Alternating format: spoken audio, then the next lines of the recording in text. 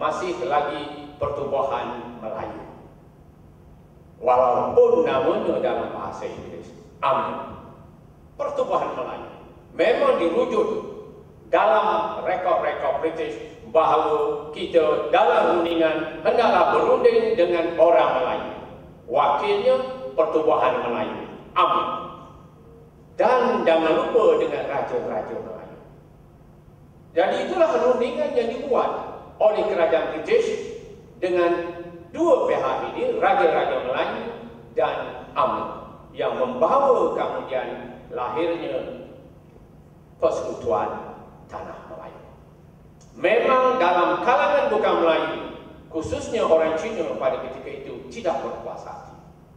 Maka oleh itu lahirlah gerakan dan gesaan dilakukan oleh Tan Cheng Lock, bertemu dan bermusyawarah, yang kemudiannya membawa kepada lahirnya sebuah perlembagaan yang disebut sebagai Perlembagaan Rakyat pada 1947. Dan selalu diungkit-ungkit dan dibangkitkan kerana adanya pertubuhan Melayu yang bersama-sama pada ketika itu, iaitu putera atau ahli Parta Kebangsaan Melayu Malaya.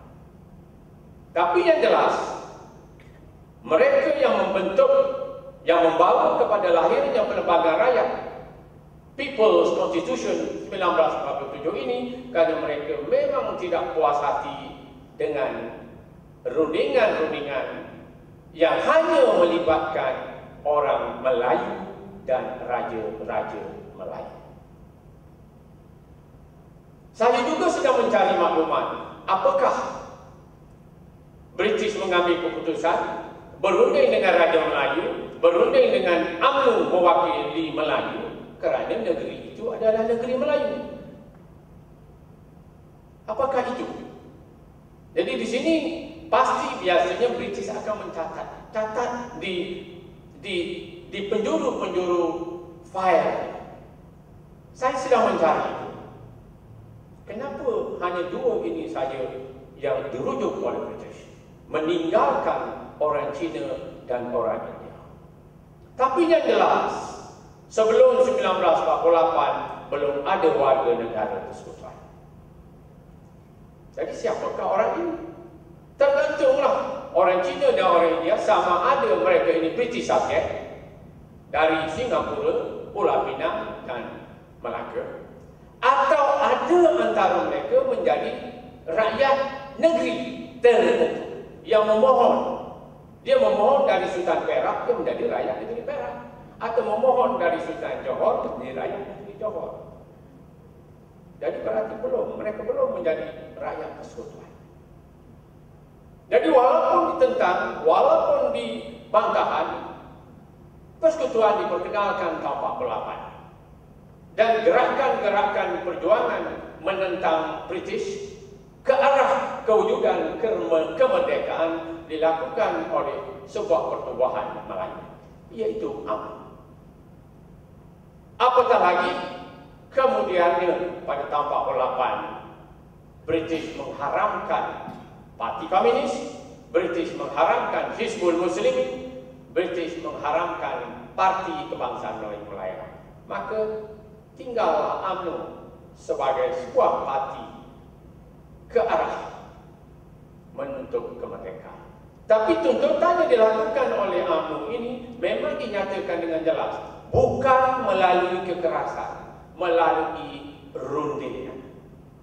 Begitu juga apabila ON menarik diri daripada UMNO 1951,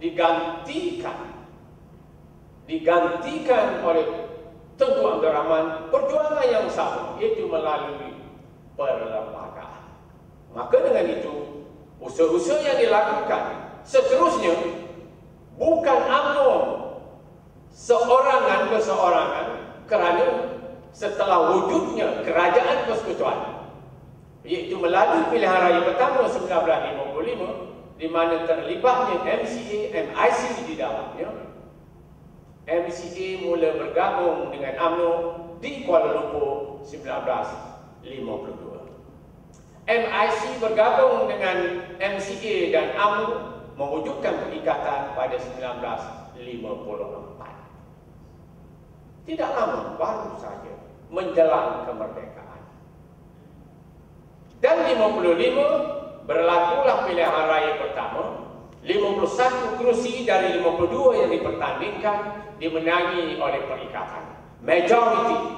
Jadi kerajaan inilah kemudiannya menuntut kemerdekaan melalui rundingan dan kerajaan British memberi janji pada 1956 akan memerdekakan pada Ogos 57. Dan disitulah Tengku Abdul Rahman mengisytiharkan di Bandar Hilir, Melaka.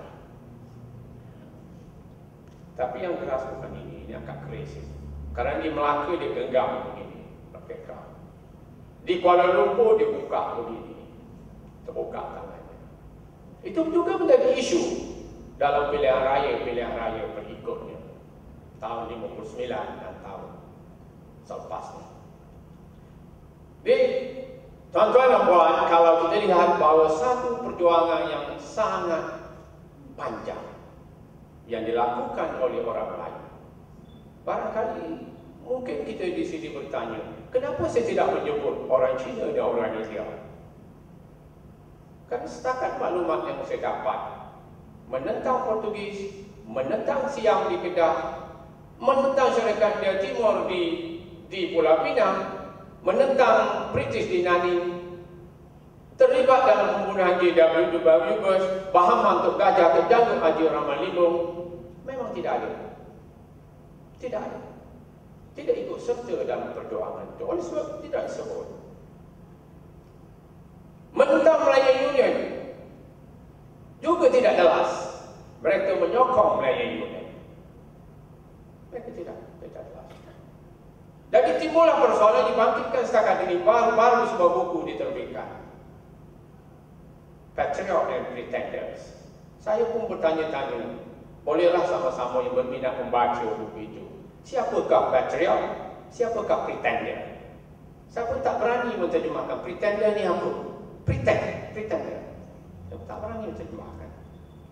Perjuangan penduduk Malaya ke arah kemerdekaan. Sangat menarik untuk dibaca.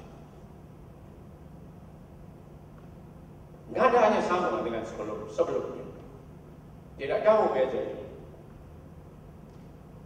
Kalau kita membaca buku ketuhanan Melayu, dan jika juga kita membaca, walaupun tajuknya tidak jelas dari segi maksudnya, Sekolah Rendah Jenis Kebangsaan Cina, tesis PhD yang ditulis oleh Syakin Ye, telah diterbitkan oleh penerbit Universiti Melayu. Sangat menarik ketiga-tiga buku ini kalau kita baca. Akan memberi satu gambaran.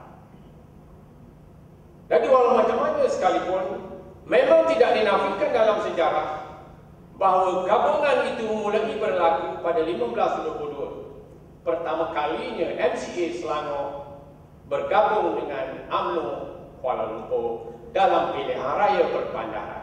Dan gabungan yang disebut sebagai perikatan itu berjaya. Jadi tuan-tuan dan puan-puan, memang dalam perjuangan yang panjang itu sudah pasti banyak darah yang mengalir di bumi Melayu. Dan sudah pasti banyak peluh dan keringat juga bertitik di bumi Melayu ini. Air mata memang banyak mengalir kerana ibu kehilangan anak, isteri kehilangan suami, dan juga harta juga banyak yang hilang, musnah atau disumbangkan dalam perjuangan tersebut.